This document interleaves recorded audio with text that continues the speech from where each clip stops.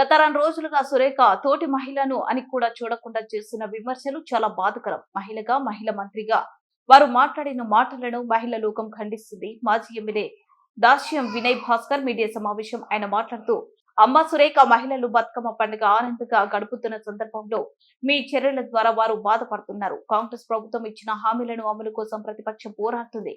బాధ్యత గల మంత్రిగా మీరు అవి అమలు చేయాలి.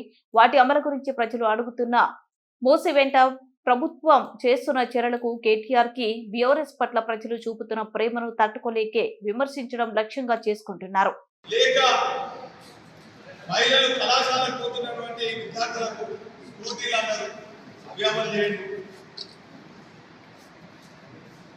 అంగన్వాడీ టీచర్లకు 18,000 జీతం అన్నారు, అవి అమలు చేయండి.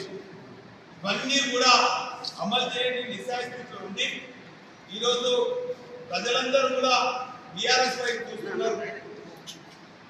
ఈరోజు బీఆర్ఎస్ పార్టీకి ప్రజలందరూ కూడా అండగున్నారు. వీళ్ళని ఎక్కడ పడితే అక్కడ నిలదీస్తున్నారని చెప్పి డైవర్షన్ పాలిటిక్స్ ఈరోజు కాంగ్రెస్ పార్టీ ఆడేదే డైవర్షన్ పాలిటిక్స్. 2 నెలలకు ఒకసారి మా పార్టీ పైన ఆరోపించే ఆరోపణ, ఒకసారి వేడిగట్ట కుంగిందంటారు, విద్యుత్ కొనుగోలు కమిషన్లు అంటారు, ఫోన్ ట్యాపింగ్ అంటారు. ఇప్పుడు కొత్త డ్రామాకు తెరదీసేందుకు కేటీఆర్ పైన అనేక ఆరోపణలు చేస్తున్నారు.